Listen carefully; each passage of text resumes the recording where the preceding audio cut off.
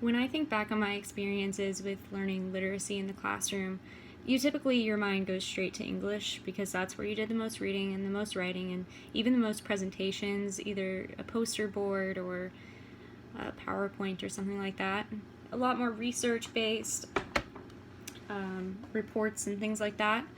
However, I do remember one time in my art class, which is my content area, having to paint a big poster of a replication of a famous painting of your choice, as long as it had figures in it, at least 3 figures, because you worked on this as a group, and you painted the whole background, and then when you presented this, you would research the artist and everything like that. You would dress up as the people in the painting and stand in front of it as if you were the figures in the painting, and each person had to say their piece, so I think there's 3 of us.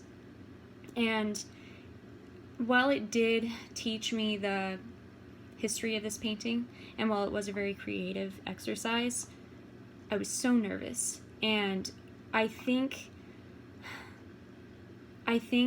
we needed to take into consideration the kids that we are talking to.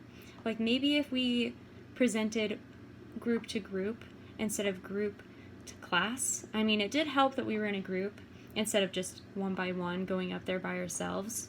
And we do need to build on our presentation skills and things like that. Maybe for art students it's important, but I don't remember what I learned from that project. I don't remember the name of the artist. I don't remember the name of the painting. I remember being so nervous, so shy, and so scared. I still don't know how to write an artist report, and I feel like I would have benefited from a more maybe if we practiced talking in front of the class first before we just kind of went up there as a group. It was also not very structured. Maybe if we wrote an artist report first and we felt really confident about what we were talking about, it would have helped me a lot. There were also times I remember in classes where vocabulary words were thrown around and you had to memorize them for a test. And that test, once it was over, you didn't remember those vocabulary words anymore. You weren't using them. You weren't actually engaging with the words. You were just kind of memorizing them for the time being. And I think that's kind of what literacy is. For me, it's the vocab we use, it's the communication skills we have, it's the way we write, it's the way we address the content that's given to us in the fashion that it should be addressed. Like in art class, you should write an artist report. In science class, honestly, I don't know the names of science reports, but, different reports for different reasons. And while writing is important and the structure of writing is important, of course, I think what's really important is teaching kids how to communicate with each other. And yes, we do present in front of bodies of people sometimes. It prepares us for college. It prepares us for moments like this, people that want to be teachers and stuff like that. But kids need to know how to use vocabulary when it's given to them outside of class, They need to know how to use it in the context that it's given.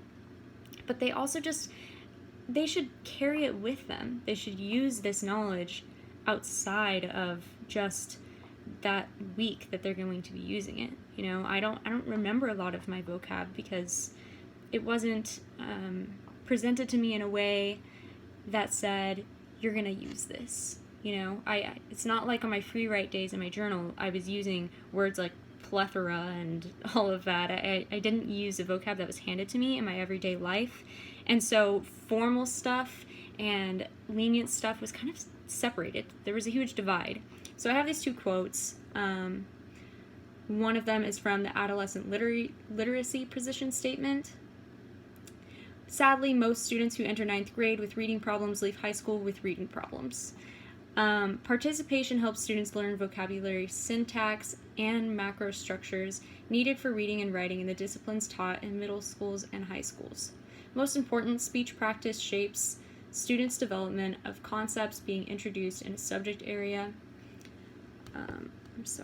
In a subject area, a student's thinking and argumentation skills need informal academic learning. So, we're presented with all these ideas, but how do you use them? How do they apply to your life? How should we use them in the future? How can they be used outside of just this one assignment? I found another one. The ability to meaningfully interact with words such as photosynthesis, parallelogram, and nationalism depends both on the individual's ability to decode or sound out the words, but also to understand the concepts represented by the words. It also goes on to say, reading, writing, speaking, listening, viewing, symbolizing, performing, they're all behaviors that may be required of an individual to participate in various activities associated with learning, knowing, and communicating. And that's the Draper article. But it's true. I mean, we're handed all this stuff, and we're not really told how to use it. We use it in the one report. We're given very structured instructions. We kind of just do the assignment. We move on with our lives. We don't hold on to any of the knowledge we gained, and for me at least. And of course, reading and writing, it builds your literacy just subconsciously. But we need to be building skills, academic language, and academic professionalism in these students that they can actually use, and that they want to use, and that they will use, maybe by leading guided discussions or guided group work. Things that aren't always just stamped with a grade and then we move on. It's not always to prepare kids for a test. It's to prepare them for life and what's thrown at them in the future.